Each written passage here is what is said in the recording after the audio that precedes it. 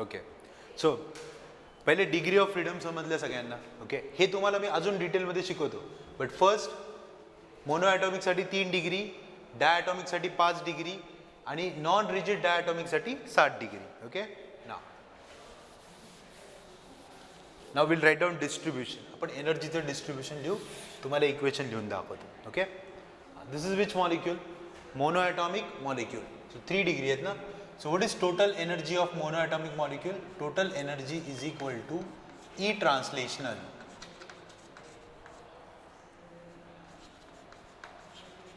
का रे फक्त E translational का? कारण त्याच्यामध्ये फक्त ट्रान्सलेशनल मोड आहे.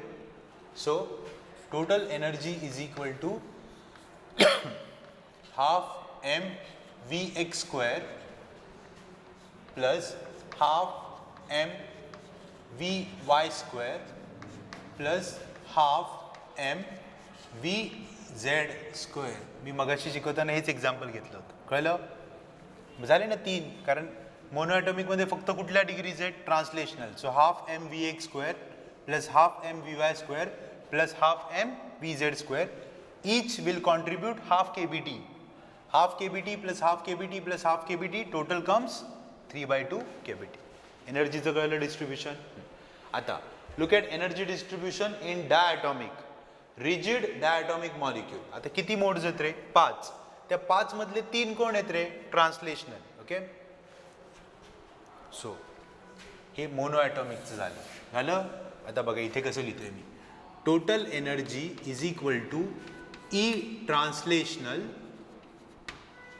Plus e rotational. कळतंय? E translational plus e rotational. ट्रान्सलेशनलचे किती टर्म्स?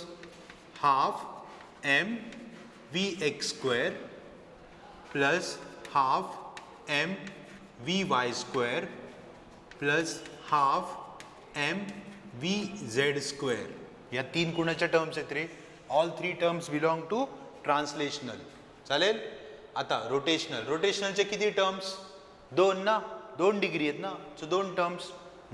आता हा फॉर्म्युला तुम्हाला झालेला नाहीये. ओके, हा रोटेशनल मोशन मध्ये आहे. मी तुम्हाला एक्सप्लेन करतो अगोदर. इकडे बघा. Okay, what is general formula of our kinetic energy? Half m v square. Right? आता ही कुठली कायनेटिक एनर्जी आहे रे? ट्रान्सलेशनल.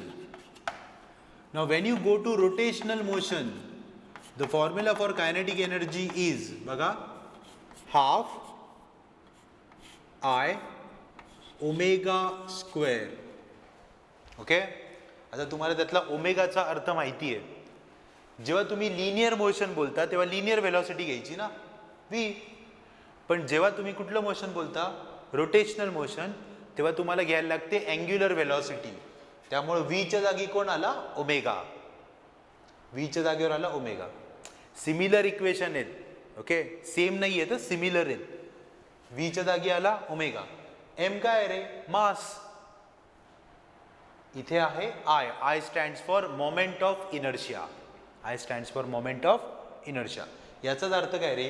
जे काम मास करतं ट्रान्सलेशनल मोशनमध्ये तेच काम इनर्शिया करतो रोटेशनल मोशनमध्ये. ओके, म्हणजेच काय? अपोजिशनचं काम. Okay, so this is translational kinetic energy, जो फॉर्म्युला आपण 9वी 10वीतच डिराईव्ह केलाय. हा फॉर्म्युला आहे रोटेशनल कायनेटिक एनर्जीचा, जो आपल्याला डिराईव्ह करायचा आहे फर्स्ट चॅप्टरमध्ये. Okay, so kinetic energy is equal to half I omega square. Okay, translational is half m v square, rotational is half I omega square. मग आता इथे किती टर्म्स आहेत रे? 3. या 3 कुठल्या टर्म आहेत? ट्रान्सलेशनल. अजून 2 टर्म्स लिहायचे आहेत. कुणाच्या? रोटेशनल. बघा कसं लिहितो. Half I omega square. पण इथे मी काय लिहिलं रे? Y and y. ओके, ते सांगतो का लिहिलं. Plus half I omega square z and z. Okay, ठीक आहे. ते तुम्हाला फक्त ॲक्सिस दाखवले मी. आठवत असेल तुम्हाला, आपण एक्स ॲक्सिसची डिग्री सोडून दिली होती कारण तिथे मॉलिक्युलची जागा बदलत नाही. सो वाय आणि झेड म्हणून त्या 2 टर्म्स. ओके, कळलं? So this is the equation of energy. एनर्जीचं इक्वेशन. किती मोड्स आहेत? 2. ट्रान्सलेशनल आणि रोटेशनल. ट्रान्सलेशनचे किती टर्म? 3. रोटेशनलचे किती टर्म? 2. Total terms 5. म्हणून डिग्री ऑफ फ्रीडम किती? 5. ओके. बरं, काय आपला law of equipartition? Every mode will have how much energy?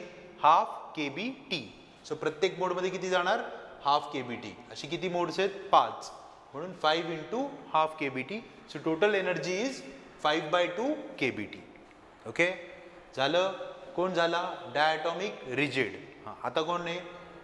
Non rigid diatomic. Okay. आता हे तुम्ही डायरेक्ट सांगू शकता मला. ओके, एवढं लिहायची गरजच नाही आहे. बघा इकडे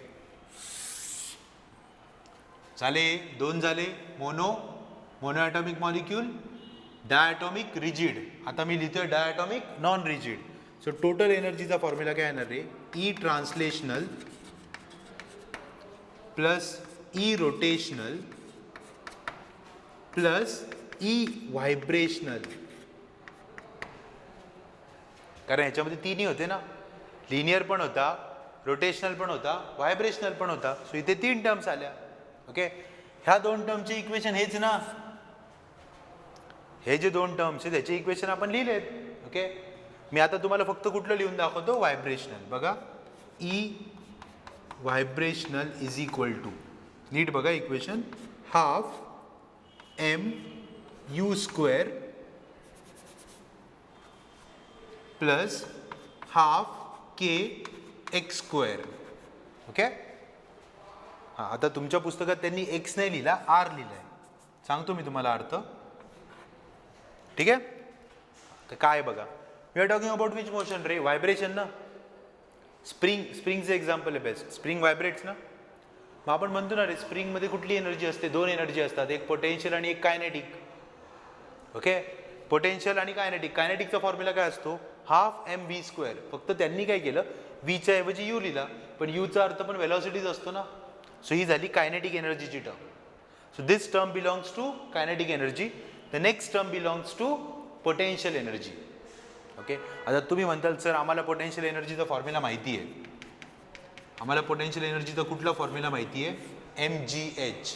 बरोबर आहे, पण तो कधी वापरायचा असतो रे? When object is stationary, not in motion. आणि इथं स्प्रिंग आपली मूव्ह करतीये. Spring is moving, therefore it will not have, we cannot use this formula. Okay. मग आपल्याला हा फॉर्म्युला वापरायला लागतो. ऑसिलेशन नावाचा चॅप्टर आहे पुढे तुम्हाला. ओके. 7वा का 8वा चॅप्टर आहे. Okay, oscillations. त्याच्यामध्ये तुम्हाला हा फॉर्म्युला डिराईव्ह करणार आहे आपण. Okay, getting it? सर ते केचा अर्थ काय? K stands for force constant and r stands for displacement. काही ठिकाणी डिस्प्लेसमेंटला एक्स पण लिहितात, म्हणून मी पण एक्स लिहिला होता. ओके, पण तुमच्या बुकमध्ये आर लिहिलाय, that's why I wrote r. So this is in short. व्हायब्रेशनमध्ये 2 एनर्जी असतात, कायनेटिक अँड पोटेन्शियल. ही कायनेटिक, ही पोटेन्शियल. म्हणजे किती टर्म्स आल्या? 2. म्हणून त्याच्या डिग्री ऑफ फ्रीडम 2. कळलं का? म्हणजेच जेव्हा तुम्ही नॉन रिजिडकडे जाता तेव्हा 3 ट्रान्सलेशनल, 2 रोटेशनल आणि एकच व्हायब्रेशनल असते.